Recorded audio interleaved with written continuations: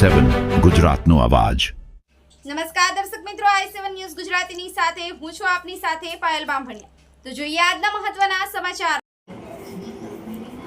Dahod TB મુક્ત ભારત અભિયાન અંતર્ગત બુરવાણી પીએચસી વાંદરિયા અને કાળી તલાઈ સબ સેન્ટર ખાતે મોબાઈલ ટીબી એક્સરે વાન દ્વારા 251 દર્દીઓની કરાઈ તપાસ। 100 દિવસીય સઘન ટીબી નિર્મૂલન ઝુંબેશ અંતર્ગત વિશેષ આરોગ્ય કેમ્પનું આયોજન।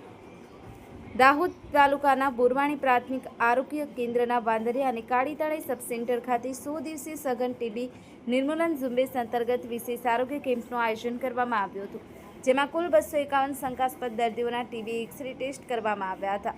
કાર્યક્રમની સફળતા માટે આરોગ્ય વિભાગની વિવિધ ટીમો, medical officer, taluka TB supervisor, PHC supervisor, community health officer, multipurpose health worker, ASHA facilitator તથા આશા બહેનોએ સક્રિય સહયોગ આપ્યો હતો।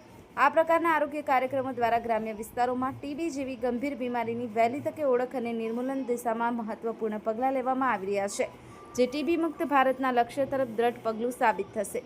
Bureau chief Kalubhai Damor, i7 news Gujarati, Dahod.